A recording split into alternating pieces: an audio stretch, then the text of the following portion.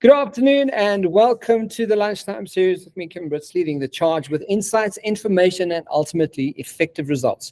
Joining me today is Marketing Leadership Segment, Marketing Communications Expert and co-host Craig Bagely. How are you doing, Craig?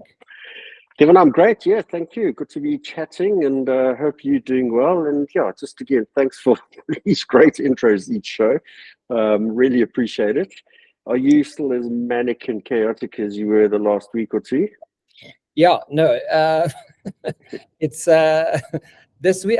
The last 2 weeks seems like there's something wrong. It's almost 15-hour days kind of thing. So, tonight I'll be working on a presentation that we're doing for a large audience that's going live tomorrow.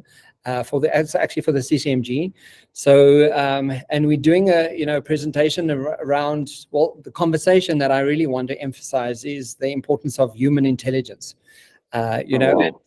So got some nice stats to support that, got the Wings program and the coaching program to support that, but also a strategic partner who I've aligned with to be able to create a qualification from the Wings process. So, as a generic management NQF level 5, we've partnered up so we can literally call it, a qualified Wings manager. So yeah, we're looking at hustling, Craig, hustling.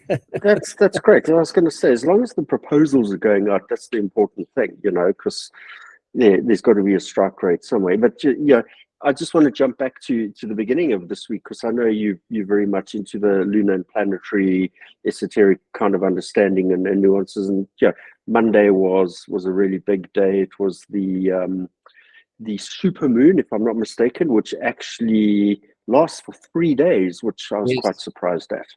Well, what's interesting is we're also in a Mercury retrograde, right?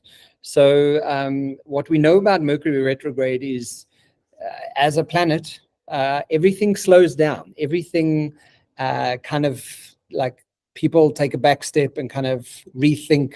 And some of the environments I've worked in, you've literally seen like a change in the mood of the actual organization. So wow. Yeah, so when you I don't live my life by it, but I do pay attention to it, and it's quite synonymous that apparently the big blue moon, it was a blue moon, and because it's one of the most powerful moons of the year, there's lots of change happening, so lots of change on its way, which is cool. I'm like, bring it on. Let's see what that change is. Yep. Let's see what happens. Yeah. Change leads to rebirth. So that's great. Absolutely. Yep. Craig, so last week we covered a topic that was that has generated mixed points of view on its relevance. Before we start, don't you want to give us a bit of a recap on what we did discuss from last week? Yeah, absolutely, Kevin. Yes. So for our listeners, we covered 2 different points of view on the relevance and effectiveness of influencers in the marketing mix these days. And while there's definitely a strong reference to the downfall of influencers due primarily to oversaturation, especially by Gen Z and Gen Alpha, we do note a couple of leading articles and reports that actually state that influencer marketing does work and that it is not dead, but more so signaling a shift in strategy by marketers with a key focus on influencers authentically creating genuine connections with audiences, Kevin. Yeah, guys, and if you want to go and check it out, it's a nice conversation because we do cover just some insights and some opinion around what influence marketing is starting to evolve into. So it's a nice segment, and you can catch that on the Lunchtime Series on YouTube and all major podcast channels. Craig, but what do we have in store for today's conversation? Yeah, Kevin, I want to cover an article I came across on McKinsey.com at the end of last week, so a very recent article. The article is titled "Fueling Growth Through Moments of Customer Delight." And the reason I picked up on this, because in some way influencers potentially could have an impact on customer delight, and inevitably do in many instances. The article was written by a cohort of 4 authors, Ankit Bisht, Sangeet Ram, Andreas Gis, and Kashif Munawar. excuse my pronunciations if I got any of those wrong. The article was published as recently as the 13th of August, as I mentioned, very, very current, and was found in the growth marketing and sales section of McKinsey.com. And the article opens with the following statement, Kevin. Delight has the power to elevate customer experience, as well as amplify loyalty and growth for business across sectors. So before we continue, though, I just wanted to set some context to the term again, customer experience, because it's been quite a while since we, delved into that particular topic.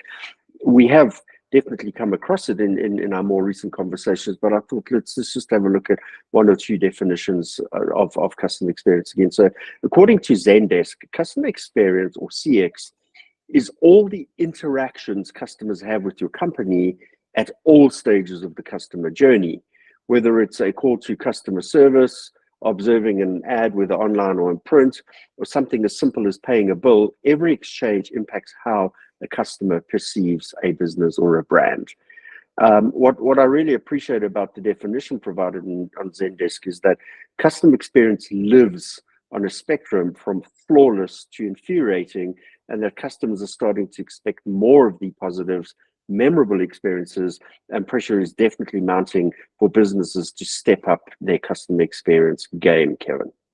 Well, Craig, we've also seen the rise of chief experience officers, right? Yes, The correct. last few years, if you look at some really large brands, they have someone who's actively aimed at making that customer experience.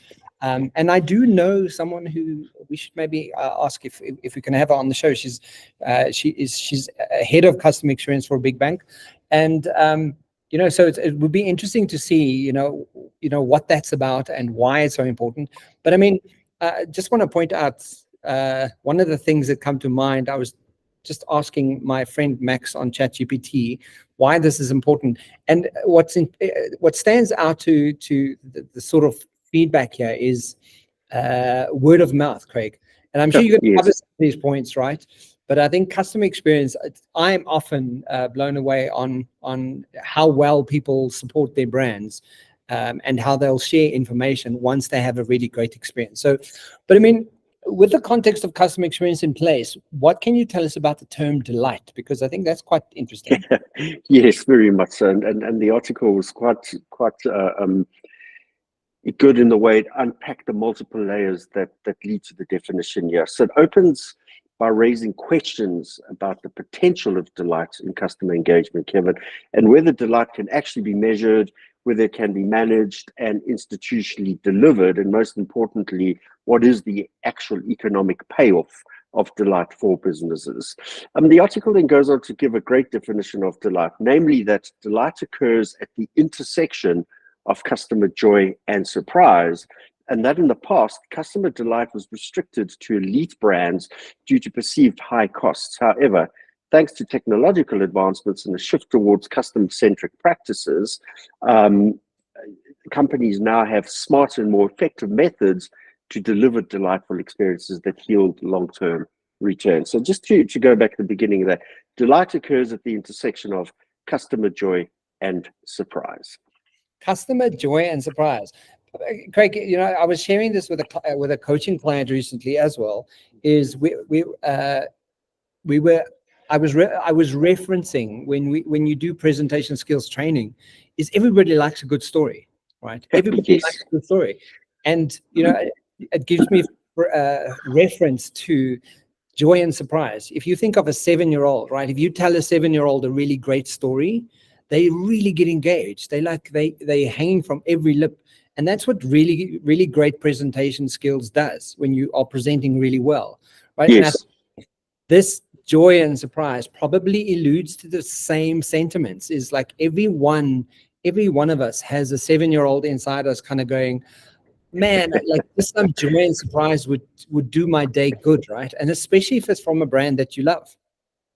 Absolutely, Kevin. But let's have a look at a few other definitions of delight. And according to Wikipedia, customer delight means surprising a customer by exceeding their expectations, thus creating a positive emotional reaction. Take note of what's coming next. This emotional reaction leads to word of mouth, the very, very sentence that you were talking about. And according to HubSpot, customer delight is the process of exceeding a customer's expectations to create a positive experience with your product or brand. Delight is about providing a remarkable experience to users through focusing on their needs. And we always talk about understanding the needs of consumers, their interests and wishes. Discounts, gifting promotion, or spontaneous outreach can all increase customer delight. And really the standout point here for me on those various definitions, Kevin, are the fact that it's about exceeding customer expectations and it's about creating a positive emotional reaction or experience in this regard. Craig, but like again, it's you're preaching to the choir kind of thing in my scenario. Yes. I'm going, it's what we teach. It's what we teach, as foundational to great leadership is what we know is, when you have the emotional intelligence of understanding that emotions drive behavior. Yes. If you're tapping into how to have that positive emotional experience in an environment, you're bound to get some really great support and really great feedback from it. But I mean, going back to your earlier point, Craig, you referenced what is the intersection of customer joy and surprise, and what does it mean? Yeah, Kevin, so the article provides a great technical explanation to this phrase with a key statement that delight is a deep emotional reaction characterized by joy and surprise, stemming from an experience that provides something unexpected and extraordinary, transcending daily life. Transcending. Yes, Wow. I thought you were going to step into that. It is a rather profound statement, and it definitely requires further articulation. So from this, we learn that surprise unfolds in 4 stages, Kevin. The first is we freeze, stunned by the unexpected, and then we pause. The second is we try to comprehend the reason for the surprise. The third is we then shift, and the surprise alters our perspective as we uncover something new. And finally, we experience joy and are so delighted when we actually feel compelled to tell others about our encounter. I love that, Craig. I'm just looking at that now, is we freeze, we try, we shift, and we experience. That is, I mean, that's a really good way to sort of summarize surprise. Yes, very, very much so. So Kevin, this article is a great article. You really have to get under the skin of it. You'll also appreciate the following analogy as the in-depth understanding talks to brain functioning, which is really something that you're quite familiar with in your studies and the work that you do. Although surprise tends to be short-lived, it has a disproportionate impact on how well we remember it. The hippocampus, the part of the brain that stores information, is activated when people experience surprise. As a result, our brains retain more details about this event than in an average moment. Kevin, if you don't mind, I just want to close the door. There's some big crow and bird fighting. I think the owls are out. So give me 1 sec. I'll be back now.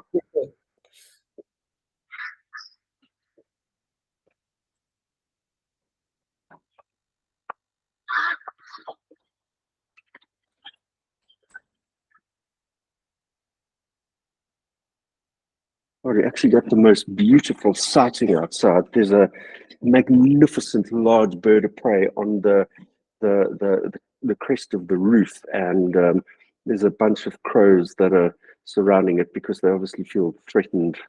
It's huge. It's beautiful. Yeah, I need to go take a photo and check out what it is. Sorry. So do you want to just fall in from where you spoke about the hippocampus? Yes. So I'll just start again here, Kevin. So the in-depth understanding is unpacked further in the article, where it talks about, although surprise tends to be short-lived, it has disproportionate impact on how well we remember it. The hippocampus, the part of the brain that stores information, is activated when people experience surprise. And as a result, our brains retain more details about this event than in an average moment. What's beautiful about that, Craig, and the hippocampus is, there's many functions that it does do, but what we tend to forget is our brains are primed to keep us safe, right? So, and that's potentially why we tend to remember joy and surprises far more less than we do when we have to, when we get a surprise or a fright from something. And it's just because our brains are primed that way. But I mean, it's true. You do experience a far more greater detail about it when it is that kind of approach. And then, but there's an interesting, on the other side of the conversation, it starts talking about joy, which, joy is the more intuitive, happy, emotional reaction. And when combined with surprise and the magical moments, delight emerges. So joy and surprise coming together is the creator of delight. And delight is definitely distinct from satisfaction, Kevin, because with satisfaction being a rational cognitive response to a service performance or experience based on previously held expectations. And there's a lovely real life example here. So if a company just about meets a customer's expectation, the person is fairly neutral and has no reaction. But when expectations are exceeded, the customer is satisfied. And when something unexpected happens on top of that satisfaction, the customer becomes delighted. And as the saying goes, delight your customers and they'll keep coming back for more. And this again is where the whole word of mouth proposition kicks into action. And the article notes here that the advocates of customer delight have recognized its potential to forge strong emotional connections and drive desirable business outcomes for a company, such as referrals, retention, and revenue, which can all lead to brand loyalty. And again, it talks directly to the word of mouth proposition there. Well, and if you've just tuned into the conversation, you wouldn't think we're talking about delighting how brands can improve the experience for their customers. But Craig, we clearly see the importance of delivering delight in the quest for loyalty and profitability. What are the drivers of delight, though? Because I'm sure very much so, Kevin. So I thought there'd be way too many to actually discuss in this conversation, but the article actually, through the in-depth research, only references two categories that delight falls into. These being firstly service excellence, which is fairly intangible, and then product innovation, which is very much intangible. So let's take a quick look at each of these drivers in a bit more detail. So starting with service excellence, the article notes the following. Genuine, authentic human interactions that lead to personal connections usually result in significant customer delight. In addition to this, courtesy and kindness create a break from transactional interactions that spark moments of delight. A key point to note is that as many basic interactions are moving to a digital and self-service channel, the remaining employee or frontline interactions become even more important. Really important point, that as they form connections with customers in a much more authentic way and bring the human touch to experiences.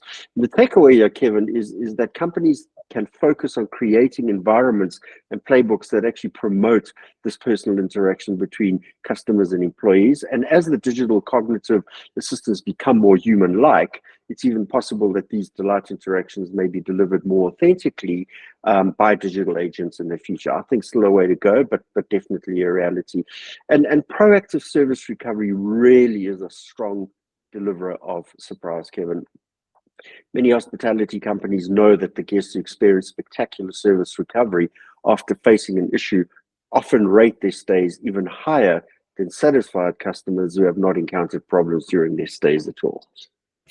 Correct, but I mean, maybe I just carry a biased viewpoint on this, but to me, service excellence it sort of outpowers and outwits just about everything.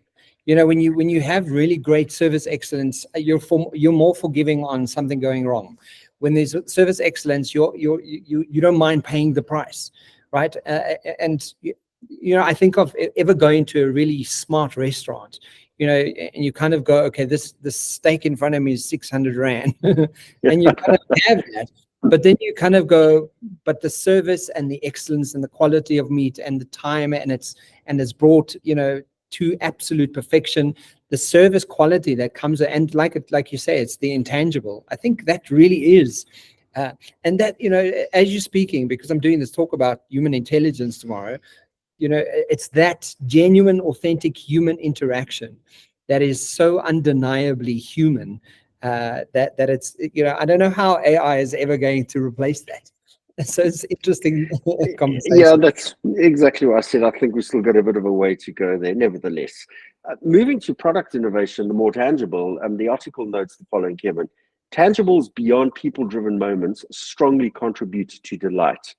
With unexpected sensory experiences, especially multimodal ones, which again, this is definitely up your area of expertise, trigger joy and surprise, while participation and personal indulgence amplify this effect. Innovative and novel products or features can also lead to delight, and personalized tokens of appreciation, like gifting, Kevin, can definitely help companies stand out from the competition, specifically for customers that have high expectation. There is one caveat to this equation, though, is gifting done at scale adds a huge cost to a marketing budget, and yeah, that's why driving delight is typically being regarded as expensive and unsuitable by many companies. But two key takeaways from the research notes that, firstly, when done selectively with high-value customers to maximize the personalized customer experience, it definitely can and will be very powerful. And secondly, a simple upgrade to an existing product may not be joyful for most people, but may deliver exceptional joy to some. And it's vital to understand each of those customer segments to understand what are the core emotional drivers and what their functional needs are, and then how you can push the upgrade into those particular environments. And again, it goes to that micro targeting we spoke about 2 weeks ago. Correct, but as you're speaking through it now, what's interesting is the question about, do you ever create joy and delight when dealing with your customers? Right? Like just think of any customers that you ever you deal with, right? Yeah. Do you create that joy and delight? And so it's quite interesting because I've dealt with some customers where I simply just don't. I'm just doing this thing because I need to, there's no need to. Yeah. But the times that I recognize where there's joy and delight infused into the process, and even that innovation that you're speaking about, customers really love that, right? And I always think of things like when Discovery Bank suddenly, Discovery started a bank, everyone was like, oh wow, let's pay attention to this. Same with the eBucks system, right? When eBucks came out with F&B, people flocked to F&B based on the fact that you could pay your petrol from an eBucks loyalty system. So that innovative process, I think it really does delight audiences and customers in a big way that people don't anticipate. Yes, and just talking of F&B, I sat in on the Kantar. In fact, let me give you the correct title to the actual event that I sat in on this morning. But F&B, clearly, it's Kantar brands these most valuable South African brands. I will be getting the report so we can pick up on that in one of the shows in the next few weeks. F&B, winning the game there. Financial value, but again measured against a whole host of other attributes as well. So reaffirming the importance and power of the F&B brand in this regard. Yeah. Kevin, the article also notes that to be able to constantly drive this positive value from delight, companies really need to establish very structured and sustainable delight engine. And I quite like the term of that, a structured and sustainable delight engine. And one which approaches the continual measurement of design and enabling the delivery of delight at the right moments to the right person to generate these positive returns. And that really requires a big machine on the back end to be able to bring this to the fore. And to this extent, the article notes that there are 3 key levers that company could use to create this effective delight engine. And these are noted as follows. The first being measure delight and its value. So companies first need to understand the moments of delight that resonate with various customer segments, and obviously not every moment of delight is going to resonate with the next customer segment. And here a mix of qualitative and quantitative research can help establish what causes delight in a particular industry and along a specific customer journey across those different segments. The second point is to match design to the experience. And designing unforgettable experiences requires a design methodology that focuses on optimizing surprise and joy. So the absolute intent of understanding what that surprise and joy moment is going to be. Designing emotion-provoking moments for each target segment calls for design methodology that is a deep understanding of customers' emotions and triggers, followed by the curation, testing, and refinement of delight interventions that induce those emotions. And here, brands really need to be working very closely with the agencies, particularly in the experiential space, and influencers if they have relationships with influencers to get to understand how to curate those moments and where to engage in the conversation with the respective audience segments, Kevin. And then the third point here is deliver personalized delight micro interventions through data and AI, going back to your point earlier. Companies can develop major as well as those micro interventions, and these in turn can trigger the appropriate intervention at the correct moment for that specific individual through the likes of micro targeting. Data can then be used to hyper personalize and prioritize these delight inducing micro interventions. It's a big mouthful for each customer, and these can then be delivered in a way that is sustainable, maximizing immediate return on investment, and obviously impacting on customer lifetime value very positively, Kevin. Yeah, Greg, I mean, I like those 2 points, like measuring delight and its value, right? Matching the design to the experience, and also deliver personalized delight micro interventions through data and AI. And I think the what stands out to me there, again, the HI and AI conversation is that's what AI is meant to do. It's meant to empower and reinforce what human interventions are already doing. So exactly that. And how do we take the data and how do we inform what's the even better than what we've done? How do we inform that, right? And that's what AI is supposed to do. But Craig, as we near the end of the show today, do you have any closing points to leave the listeners with from today's chat? Yeah, Kevin, yes. And I want to close by referencing another really great article, the one that we mentioned earlier, this being the Zendesk article titled Customer Experience, a Comprehensive Guide for 2024. Referenced one or two snippets from it, but going into a bit more detail here. The article was written by Heather Wintermantle, Head of Global Customer Experience, Customer Success Strategy and Innovation at Zendesk. And the article was last updated on the 28th of June this year. The key paragraphs, there were 3 key paragraphs that really stood out for me across the entire article. The first is that customer experience is important because every exchange between a customer and a business, no matter how small, has the power to build or damage the relationship. And these interactions can be something impactful, like a conversation between a customer and a support agent, or something as simple as paying a bill or viewing a company ad on social media. And how customers feel about your brand is directly tied to customer retention, lifetime value, and brand loyalty. The good customer experience drives competitive advantage, and companies that can deliver an outstanding experience definitely stand out from the competition. Here, the customer experience trend report notes that 60% of consumers have purchased from a brand solely based on the service they expect to receive. And then the third point of the takeaway is that companies that ignore the importance of this seamless, effective customer experience can lose business to competitors.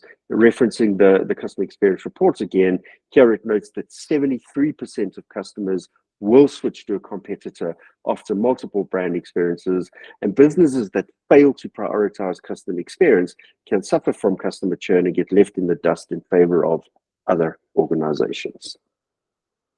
Amazing. And that's customer experience for you, and like we were saying earlier, I was just looking at, what summary would be if we looked at if ChatGPT gave us a bit of a summary, and it's customer loyalty, word of mouth, which you've already mentioned, competitive advantage. To me, that's often why brands have a competitive advantage, is because of the experience that you've had, increased revenue, feedback and improvement, brand reputation, and customer lifetime value. And I think Yes. that's what I mean, if you look at some big, large insurance companies that we've had in South Africa, not all of it, I don't assume, but many people have stayed with large brands based on the kind of customer experience that they've got, and they just simply loyal to that brand, right? So yeah, I mean, it's a fascinating conversation, and yeah, we need to delight and create more joy in the world. Right, Craig? Surprise and joy combining to give that delight moment, Kevin. And our ChatGPT's quote for today, and I just asked for a quote, and the quote is, "Delight your customers today, and they'll fuel your growth for tomorrow." Oh, there we go. Oh, I love that. I love that. Yeah, that's exactly what it is about. Fantastic. Please remember to like and share. Tune into the Lunchtime series every Wednesday and Thursday with me, myself, and I, and Craig. Craig himself and him, yes. Craig. I'll catch you soon. Yeah, thanks, Kevin. Good chat. Appreciate it. Ciao, bye.